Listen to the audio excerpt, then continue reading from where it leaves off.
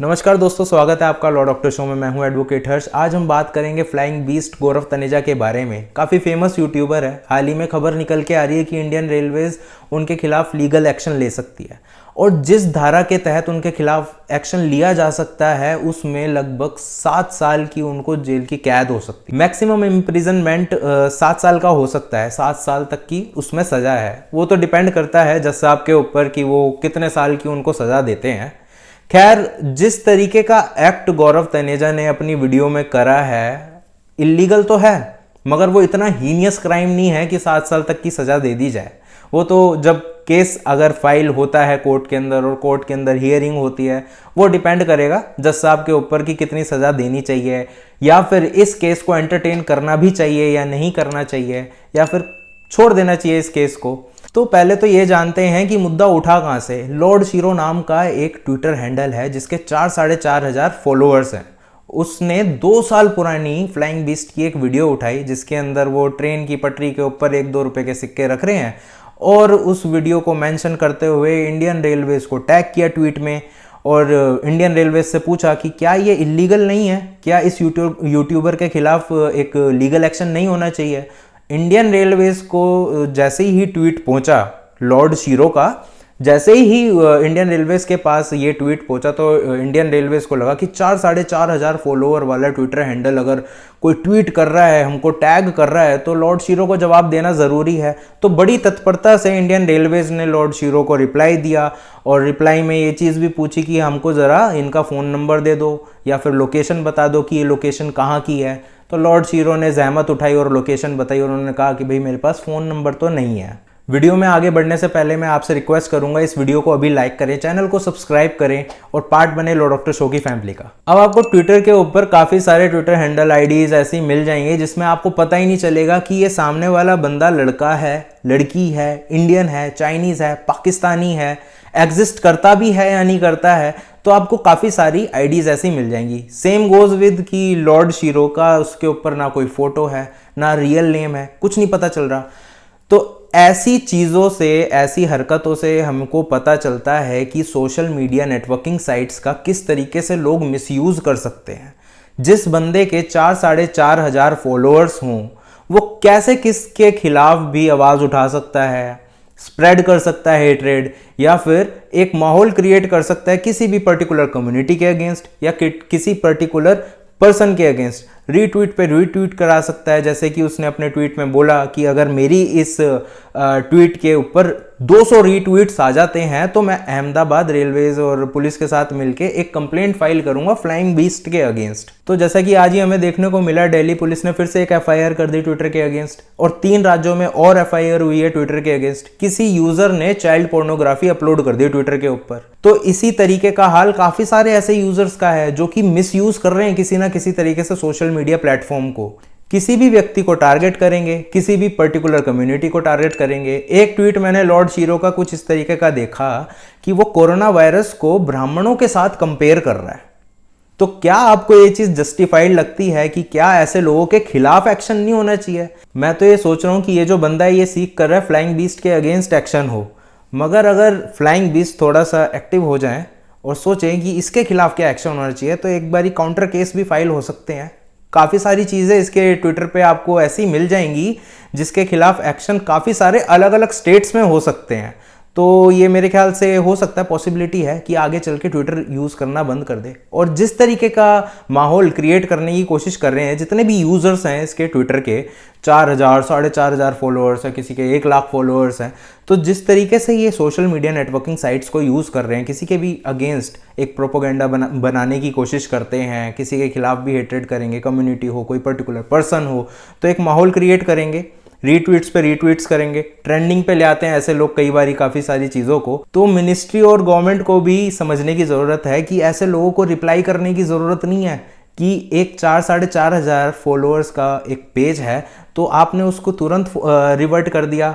हम और आप जैसे जो आम लोग हैं जिनके कोई फॉलोअर्स नहीं है ट्विटर के ऊपर, ऐसे लोगों को कोई रिप्लाई नहीं करेगा, कोई मिनिस्ट्री रिप्लाई नहीं करेगी, कोई भी गवर्नमेंट की कोई अथॉरिटी रिप्लाई नहीं करेगी। जिनके 2-4 फॉलोअर्स होंगे, वो भी घर के रिश्तेदार यार दोस्त होंगे, उनको कभी कोई रिप्लाई नहीं करेगी। चाहे ट्विटर के ऊपर किसी भी तरीके से लोग मर रहे हों या किसी भी तरीके से कोई परेशानी हो। खैर ये तो रही लॉर्ड शीरो की बात। अब बात करते हैं गौरव तनेजा फ्लाइंग बीस्ट की। फ्लाइंग बीस्ट खुद भी इंजीनियर हैं, उनको भी साफ पता है कि किसी सिक्के से एक ट्रेन तो पलटने वाली है नहीं।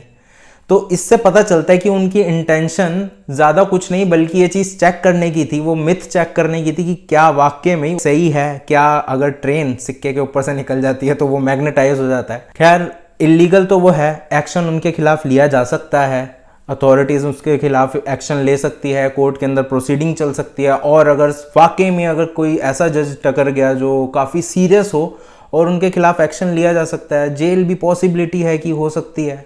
But I don't think so कि किसी भी तरीके से कोई ऐसा जज है हमारे इंडिया के अंदर जो कि इतना ही स्ट्रिक्ट हो और वो समझ ना सके कि ये तो लाइट एक मजाक है या फिर एक तरीके का एक्सपेरिमेंट है। खैर एक्सपेरिमेंट पब्लिक प्रॉपर्टी के साथ नहीं कर सकते, बट स्टिल वो इतना हीनियस क्राइम नहीं है। सबको पता है रेलवे ट्रैक के आसपास रहने वाला हर एक व्यक्ति जब वो बचपन में होगा उसने कभी ना कभी अपने रेलवे ट्रैक के ऊपर सिक्का रख के देखा होगा कि ट्रेन इसके ऊपर से निकलेगी तो क्या होगा। तो ऐसी काफ़ी सारी चीज़ें हैं ट्विटर पर जो चल रही हैं। किसी को भी एक व्यक्ति को टारगेट करो, किसी भी एक कम्युनिटी को टारगेट करो, उसका ट्विटर अकाउंट बैन करवा दो, सस्पेंड करवा दो। तो इस तरीके की चीज़ें रुकनी चाहिए। किसी पर्टिकुलर पर्सन को टारगेट इस तरीके से नहीं करना चाहिए। एक 2 साल पुरानी वीडियो उठा के टारगेट किया जा रहा है। फ्लाइंग बीस्ट ने जो किया खैर वो क्राइम में तो आता ही है, इलीगल तो वो है ही, बट 2 साल पुरानी वीडियो जिससे किसी का हार्म एज सच नहीं हुआ है, तो ये चीज़ें भी जब अगर कोर्ट में जाती हैं तो मेरे ख्याल से जज साहब जो होंगे वो इस चीज़ को नोटिस करेंगे कि हाँ कि किसी का इस तरीके से नुकसान नहीं हुआ है तो इतना हीनियस क्राइम नहीं है, इतना सीरियस ऑफेंस नहीं है। तो ऑफ कोर्स सी बात है कि रिलैक्सेशन तो मिल ही जाएगी।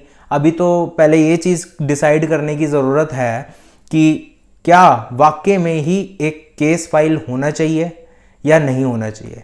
मेरे हिसाब से 2 साल पुरानी वीडियो है और जिसमें किसी का नुकसान एज सच नहीं हुआ है, इस चीज़ को इतना ज़्यादा तूल देना सही नहीं है। काफ़ी सारे ट्वीट्स मैं देख रहा हूँ जो कि फ्लाइंग बीस्ट के अगेंस्ट जा रहे हैं। काफ़ी सारी चीज़ें ऐसी होती हैं जो व्लॉगिंग में अगर कोई डेली रूटीन में अपनी चीज़ें दिखाए तो काफ़ी सारी चीज़ें हम पकड़ सकते हैं कि ये इलीगल है, वो इलीगल है, ये नहीं कर सकते, क्योंकि वो पर्सन हमेशा अपने साथ कैमरा लेके चल रहा है, रिकॉर्ड कर रहा है, एक जगह पे अपलोड कर रहा है। तो कोई भी पॉइंट आउट करके ये चीज़ कह सकता है कि ये चीज़ इलीगल है, बट वो चीज़ सही नहीं है कि इस तरीके से नज़र रखी जाए, हर टाइम ही हर चीज़ को पॉइंट आउट किया जाए, यार ये तुमने चीज़ गलत कर दी। खैर गौरव तनेजा खुद भी फिलहाल मेरे ख्याल से लॉ कर रहे हैं, जहाँ तक मुझे खबर है इस बारे में।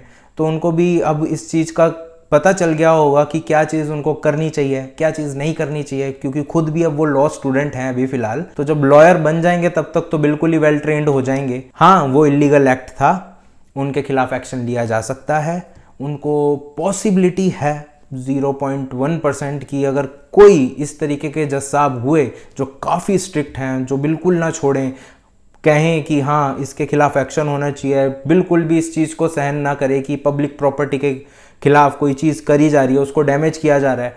हम देखते आ रहे हैं प्रोटेस्ट जब होते हैं, रेलवे ट्रैक्स के ऊपर लोग बैठ जाते हैं, तो उससे कितनी परेशानियां होती हैं लोगों को। ट्रेन रुक जाती है, आना जाना रुक जाता है, वहाँ के लोग जो रह रहे होते हैं उनको परेशानी होती है। तो उन प्रोटेस्टर्स के खिलाफ एक्शन नहीं लिया जाता, मगर एक व्यक्ति उसके खिलाफ एक्शन लिया जाएगा जिसने सिर्फ एक सिक्का रखा। हमारे पास तो राइट टू प्रोटेस्ट है, हम प्रोटेस्ट कर सकते हैं, इस चीज़ का अधिकार हमारे पास है कि हम आंदोलन करें, मगर हमारे आंदोलन से किसी और को परेशानी हो इस चीज़ का अधिकार हमारे पास नहीं है। तो इस तरीके की थोड़ी सी अगर हम थॉट प्रोसेस हमारा रखें तो हम चीज़ें सिंप्लीफाई कर सकते हैं, पता लगा सकते हैं कि क्या चीज़ कितनी गलत है, कितनी नहीं गलत है। तो गौरव तनेजा ने जो किया 2 साल पहले, उस वीडियो को आज के टाइम पे उठाया जा रहा है और इस तरीके से सर्कुलेट किया जा रहा है और दिखाया जा रहा है कि ये जो गौरव तनेजा है ये गलत है, इसने इलीगल काम किया है, इसके खिलाफ एक लीगल एक्शन होना चाहिए। इंडियन रेलवेज तक को टैग कर दिया, इंडियन रेलवेज तक का रिवर्ट आ गया। तो ये चीज़ें समझने वाली है कि किस तरीके से एस्केलेट हो सकती हैं। तो आपको भी ज़रा समझने की ज़रूरत है कि आप किसको फॉलो कर रहे हैं। तो समझिए क्या करना चाहिए, क्या नहीं करना चाहिए। खैर ये तो रही लॉर्ड शीरो की बात। अब बात करते हैं ज़रा फ्लाइंग बीस्ट की।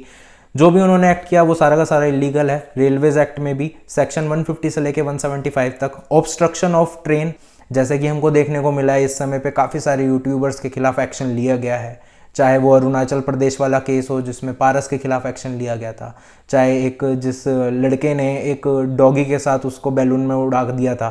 तो ये काफ़ी सारी चीज़ें हैं देखने को मिल रही हैं। अच्छा, तो एक पॉइंट और रह गया जिसके अंदर एंटीसिपेटरी बेल की बात है। जब किसी व्यक्ति को ये चीज़ लग सकती है कि उसके खिलाफ एफआईआर फाइल हो गई है और उसको अरेस्ट किया जा सकता है, तो वो एंटीसिपेटरी बेल अगर पहले लगा देते हैं तो वो अरेस्ट होने से बच सकते हैं। अगर उनकी बेल अलाउ हो जाएगी, एंटीसिपेटरी बेल, तो वो अरेस्ट होने से बच जाएंगे। अगर उनको पता चलता है कि हाँ भाई मैं अरेस्ट होने वाला हूँ, तो एंटीसिपेटरी बेल लगाएं, अलाउ हो जाती है, अरेस्ट होने से बच जाएंगे। तो आई होप आपको काफ़ी जानकारी मिल गई होगी इस इंसिडेंट के बारे में, और थोड़ी बहुत लॉ की भी जानकारी मिल गई होगी। कॉइनेज एक्ट हो, चाहे रेलवेज एक्ट हो, चाहे एंटीसिपेटरी बेल के बारे में इन्फॉर्मेशन हो, तो इतनी इन्फॉर्मेशन मिल गई है और जानकारी मिली है। तो आई होप आपको वीडियो अच्छी लगी हो। वीडियो अच्छी लगी है तो वीडियो को लाइक करें, चैनल को सब्सक्राइब करें। Thank you so much for watching law doctor.